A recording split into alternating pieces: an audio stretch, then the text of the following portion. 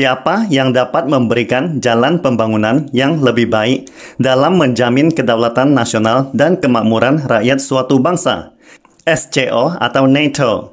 Nama saya Ricky Suwarno, berdiri di atas pundak dua superpower, Amerika Serikat China, melihat masa depan Indonesia.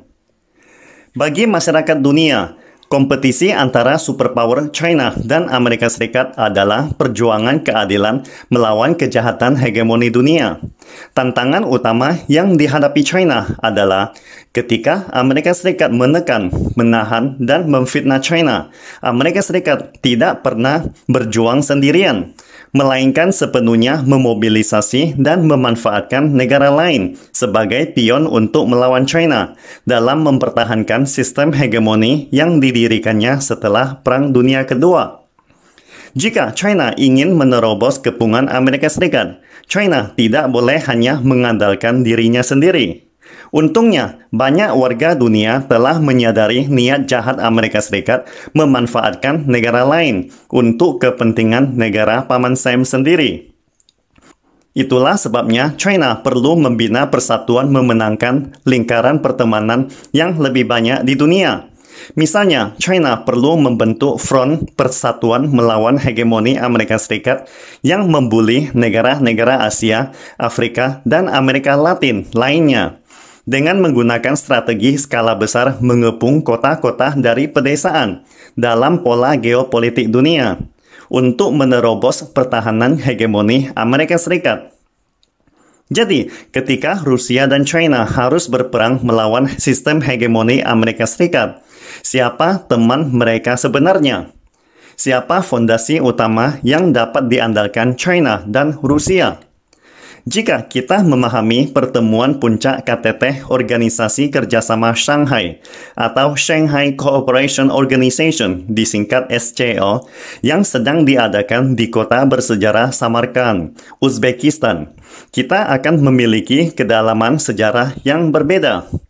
SCO secara resmi didirikan pada tahun 2001, bermarkas di Beijing, dengan 6 negara pendiri seperti China, Rusia, Uzbekistan, Kazakhstan, Kyrgyzstan, dan Tajikistan. Organisasi Kerjasama Shanghai adalah organisasi politik, ekonomi, dan keamanan Eurasia.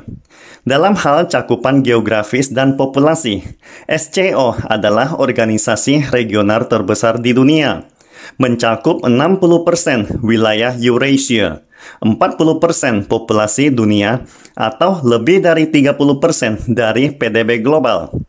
SCO adalah organisasi internasional besar pertama yang dinamai atas kota China. Pada tahun 2017, SCO secara resmi menerima India dan Pakistan sebagai negara anggota. Pada KTT di Samarkand hari ini, Iran secara resmi menjadi anggota ke-9 SCO. Dan negara berikutnya yang paling mungkin bergabung dengan SCO yaitu Belarus. Selain negara anggota, Mongolia dan Afghanistan adalah negara pengamat SCO. Turki, Armenia, Azerbaijan, Kamboja, Sri Lanka, dan Nepal adalah mitra dialog SCO. Pada saat bersamaan, Arab Saudi, Mesir, dan Qatar juga telah menjadi mitra dialog SCO di KTT Samarkand saat ini. Dengan kata lain, SCO telah memainkan setidaknya 3 peran inti untuk China.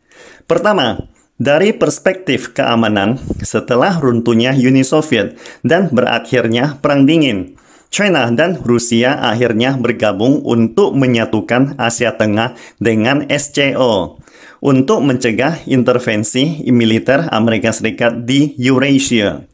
Kerjasama antara negara-negara anggota SCO dalam memerangi terorisme, ekstremisme, dan separatisme sangatlah penting bagi China untuk menjaga keamanan dan stabilitas di Xinjiang. Kedua, dari perspektif pembangunan, China dan negara-negara anggota SCO terus memperkuat kerjasama yang saling menguntungkan. Misalnya Belt and Road, di mana negara-negara anggota SCO telah menjadi negara kunci untuk mengimplementasikan inisiatif BRI. Pertanyaannya adalah, dalam dekade berikutnya, ketika kompetisi China-Amerika Serikat menjadi faktor paling menonjol di lingkungan internasional. Peran dan nilai apa yang dapat dimainkan oleh SCO?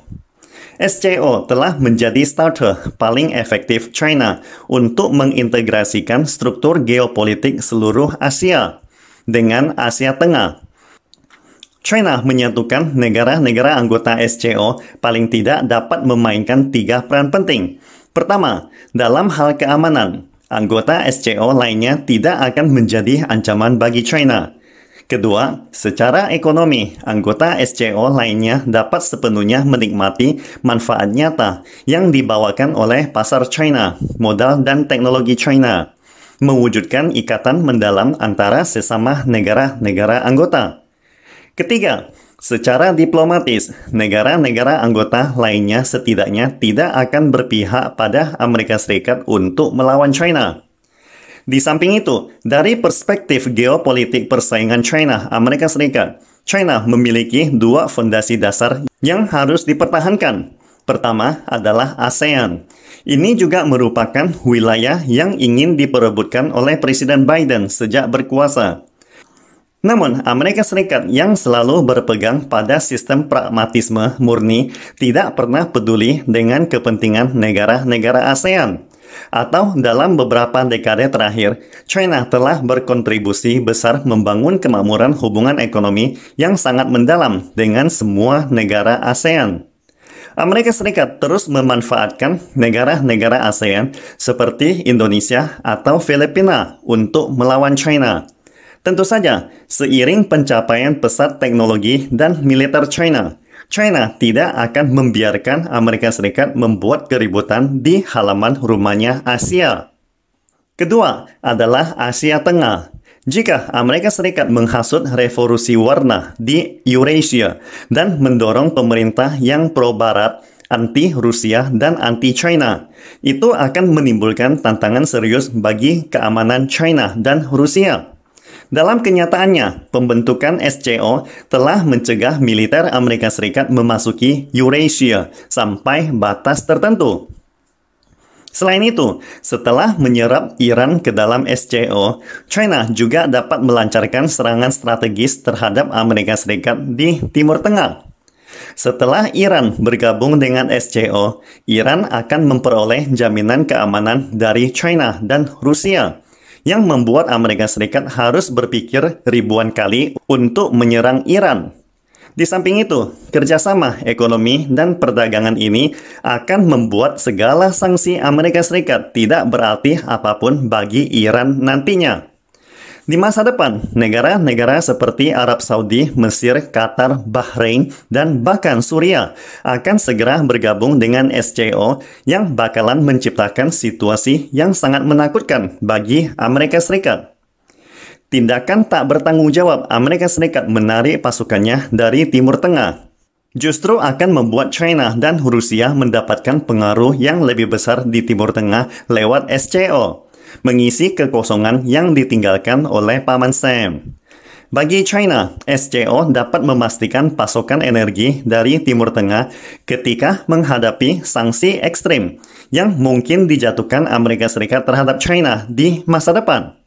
Supaya SCO dapat memainkan nilai strategis yang lebih besar dalam kompetisi China-Amerika Serikat, maka China perlu mempertimbangkan beberapa hal yang lebih serius, seperti pertama, mengelola SCO dengan baik, sebagaimana China telah mengelola ASEAN dalam beberapa dekade terakhir, dan menjadikan SCO sebagai basis untuk memperbesar pengaruhnya dalam komunitas internasional. Kedua, berhubung China perlu mempertimbangkan kenyamanan Rusia dengan negara-negara anggota SCO lainnya, maka China dapat memainkan peran utama yang lebih besar dan lebih kritis di SCO. Seperti diketahui, Eurasia adalah ruang lingkup pengaruh Rusia, dan sebelum konflik Rusia-Ukraina meletus, Rusia khawatir peran China akan merebut pengaruhnya di kawasan itu. Namun setelah pecahnya konflik Rusia-Ukraina, Rusia benar-benar putus asa dengan negara-negara Barat, sehingga membuka peluang bagi China untuk memainkan peran yang lebih besar di kawasan tersebut. China dan Rusia akan bergandengan tangan untuk membuat SCO lebih besar dan lebih kuat dalam melawan penindasan sekutu Amerika Serikat. Ketiga, China perlu menangani dengan baik status dan peran India di SCO karena sengketa perbatasan antara dua negara, sehingga bagaimana membuat India mau merangkul SCO sangatlah penting. Dalam hal ini, Rusia memiliki peran unik untuk dimainkan, karena India bergantung pada Rusia dalam hal energi dan militer, dan tidak ada sengketa perbatasan dengan Rusia. Selain itu, China juga dapat membantu India menyadari bahwa Amerika Serikat tidak akan menerima kekuatan baru yang muncul untuk menantang hegemoni globalnya. Jika seandainya Amerika Serikat berhasil membendung China, maka target berikutnya yang akan dihancurkan adalah India. Artinya, tanpa dukungan Rusia dan China, India pasti akan dengan mudah diruntuhkan Amerika Serikat. Atau jika Amerika Serikat terus menguasai dunia, Amerika Serikat pasti akan menyerang India cepat atau lambat. Namun sebaliknya, jika China berhasil merealisasikan kebangkitan besar bangsa China, China sangat bersedia menjaga dan mempertahankan hubungan antara kekuatan besar dengan India yang saling menghormati, saling kerjasama yang saling menguntungkan. Saya yakin bagaimana India akan memilih nantinya sudah cukup jelas. Keempat, China harus proaktif dan bijaksana dalam hal perluasan keanggotaan Shanghai Cooperation Organization. Artinya, jika China berharap membangun SCO sebagai basis fundamental yang bisa diandalkan dalam kompetisi dengan Amerika Serikat, maka China tidak perlu lagi mempertimbangkan perasaan Amerika dengan memasukkan negara musuh Amerika seperti Korea Utara, Suriah, Kuba, Venezuela, ataupun beberapa negara yang tidak puas dengan Amerika Serikat seperti Turki dan Arab Saudi untuk bergabung dalam SCO. Kelima, dalam memperluas kerjasama antar negara anggota SCO, perlu juga menghindari aliansi militer SCO agar tidak diculik oleh negara anggota dan terjerumus dalam konflik atau bahkan perang di masa depan. Keenam, China dapat membuat proyek model melalui Shanghai Cooperation Organization untuk memberikan pilihan yang lebih baik kepada negara-negara lain di dunia daripada bergantung dan dibully hegemoni Amerika Serikat. Seperti kutipan terkenal mantan sekretaris negara Henry Kissinger, sangatlah berbahaya menjadi musuh Amerika Serikat. Namun sebaliknya justru lebih mematikan menjadi sekutu Amerika Serikat sendiri. Dalam pertandingan antara China dan Amerika Serikat, kedua negara secara aktif mencari dukungan dari negara-negara pihak ketiga di dunia. Pilihan bagi negara lain, apakah memilih mengikuti Amerika Serikat untuk membendung China, atau memilih mendukung China melawan hegemoni Amerika Serikat yang mengancam memberikan sanksi berat kepada Indonesia bila membeli minyak murah dari Rusia misalnya. Pada dasarnya, itu semua tergantung pada strategi mana yang diadopsi suatu negara untuk lebih efektif menjaga kepentingan fundamentalnya. China dapat menjadikan SCO sebagai model baru untuk kerjasama internasional dan regional, sehingga negara lain dapat melihat bahwa bergabung dengan organisasi ini tidak hanya terjamin dari segi keamanan dan kedaulatan negaranya, tetapi juga terjamin dengan kepentingan nasionalnya dengan memanfaatkan pasar, modal, dan teknologi China untuk kemakmuran dan manfaat bagi rakyat mereka. Saya percaya pilihan ini memiliki daya tarik tertentu bagi negara manapun.